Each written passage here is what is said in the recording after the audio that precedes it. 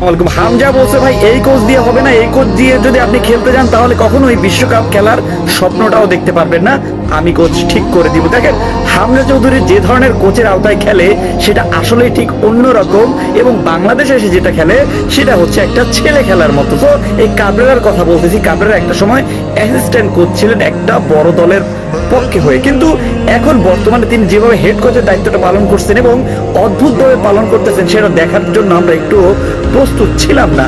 একটা কথা আসি, কালকে সাদুদ্দিনের খেলা দেখছেন, সাদুদ্দিন মূলত স্ট্রাইকার, মানে ডিফেন্ডিং এর। কেন ভাই, ও কি একটা মানে ডিফেন্ডার, বাংলাদেশের ডিফেন্ডার কি এতই অভাব?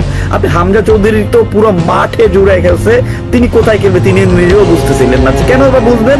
কেননা অন্যান্য প্লেয়াররা যেভাবে খেলছে সেটা তার একদমই পছন্দ হয় নাই। মাঠে বসে একদম তিনি বিরক্তর ছাপ একদম চোখে মুখে পড়ে গেছে। দেখেন হামজা যে ধরনের লেভেলের প্লেয়ার, আমার কাছে সব থেকে আপনার আমি 10 দিব। আমি সামিত সোমকে আমি আগে ভাগে বলে দিচ্ছি, আপনি কত দিবেন কালকের পারফরমেন্সে সামিত সোমের। সো সামিত সোম কোন লেভেলের প্লেয়ার তিনি সেটা বইলে দিছে যে ভাই এইভাবে খেলো ওইভাবে খেলো। রাকিবকে তো কয়েকটা বল দিছে থ্রু পাস কইরা, তারপর তিনি গোল দিতে পারেন। এটা কার ব্যর্থতা? এটা তো আর সামিত সোমের ব্যর্থতা না, এটা আপনার রাকিবের ব্যর্থতা, এটা একটা স্ট্রাইকারের ব্যর্থতা। আপনি এলিটা কিংসলেকে আনেন না, এটা স্বাভাবিক ভাবতেছি।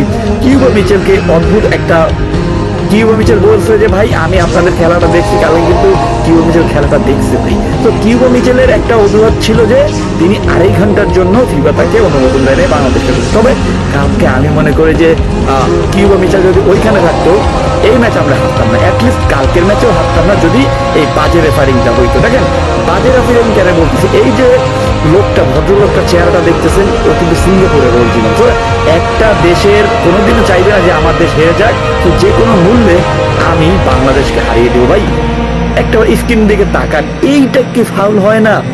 আপনি যদি 100 বার দেখেন 100 বারই বলবেন এটা ফাউল হয়েছে। সবাই দেখে, শুধু আম্পায়ার দেখে না, শুধু রেফারি দেখে না।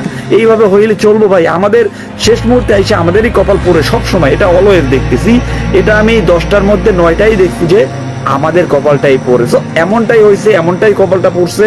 যাই হোক, next match Hamza Chowdhury statement দিছে যে ভাই আমি মন থেকে বলতেছি যে ভাই এই ম্যাচের জন্য আমি খুবই দুঃখিত, কিন্তু পরের ম্যাচ আগায় যাব।